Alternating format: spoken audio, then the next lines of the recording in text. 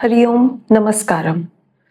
इस वक्त हमारे देश में एक बहुत अजीब सा माहौल चल रहा है। बच्चों को संस्कार कैसे दिए जाने चाहिए, इस विषय पर तो हर जगह बात हो रही है, पर एक अहम टॉपिक और भी है जिस पे कोई चर्चा नहीं कर रहा। जिन बच्चों ने री नीट की परीक्षा में अच्छे नंबर स्कोर किए, जिन्होंने इंटरनेशनल फिजिक्स ओलंपियाड में गोल्ड मेडल्स जीते, जिन्होंने इंटरनेशनल केमिस्ट्री ओलंपियाड में गोल्ड मेडल जीते, उन सभी विद्यार्थियों को खूब खूब बधाई। पर विद्यार्थियों का एक बड़ा वर्ग ऐसा भी है जो इस वक्त खुद को काफी कंफ्यूज्ड महसूस कर रहा है। मेरी बात हुई ऐसे कुछ बच्चों से जो इस वक्त डीमोटिवेटेड है और खुद को कोस रहे हैं कि हमारे साथ ही ऐसा होना था क्या।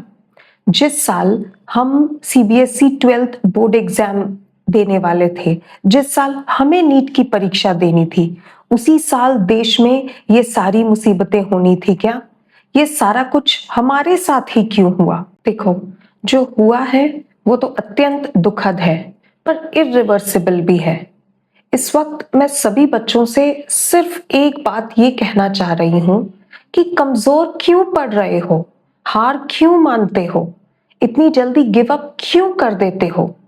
कुछ बच्चे तो इतने मायूस हो जाते हैं कि सुसाइड जैसा भयंकर कदम भी उठा लेते हैं। मैं सभी माता पिता से भी एक गुजारिश ये करना चाहती हूँ कि मेरी, आपकी, हम सभी की ये जिम्मेदारी है, हम सभी का ये दायित्व है कि हम बच्चों को समझाएं कि सिर्फ एक परीक्षा हमारे पूरे जीवन का आंकलन नहीं है। हमारे जीवन का मूल्य एक एग्जाम से कहीं ज्यादा है। तो एक बार फेल हो जाना या अच्छे नंबर स्कोर नहीं कर पाना लाइफ का दी एंड नहीं है। जीवन में कभी गिर जाना ये बुरी बात नहीं है, पर अपनी गलतियों से सबक न लेना, गिरकर फिर उठने की कोशिश ही न करना, गिव अप कर देना, ये बहुत बुरी बात है। I urge the parents to be a strong support system for their children, because if not we, then who else will? अगर हम अपने बच्चों को नहीं समझाएंगे तो दूसरा कौन ये बात समझाएगा उनको कि जीवन के सफर में हर पड़ाव एक जैसा नहीं होता, कुछ सरल तो कुछ कठिन भी होते हैं।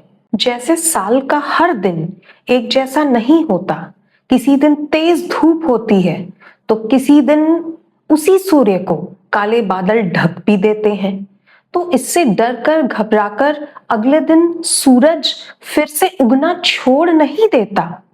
उसी तरह जीवन में थोड़ी सी कठिनाई आ जाने पर आपको डरना घबराना नहीं है, बल्कि नए रास्तों की तलाश करनी है। याद रखना, आग में तपने के बाद ही सोना कुंदन होता है। अमेरिकन प्रेसिडेंट इब्राहिम लिंकन का नाम तो सुना होगा ना? उनकी जीवनी पढ़ी है कभी? 1832 में पहली बार स्टेट लेजिस्लेचर चुनाव में खड़े हुए, हार गए। 1838 में फिर हार गए। 1843 में यूएस कांग्रेस इलेक्शन हार गए। 1848 में फिर हार गए। 1849 में भी हार गए। 1854 में, 1856 में, 1858 में फिर से हार गए। 1832 से लेकर 1859 तक 25 सालों से भी अधिक समय तक सिर्फ हार से सामना होता रहा, पर थके नहीं, रुके नहीं, लगे रहे। And then ultimately in 1860 he was elected as the 16th president of the United States. इसलिए हार से डरो नहीं, हार के रुको नहीं।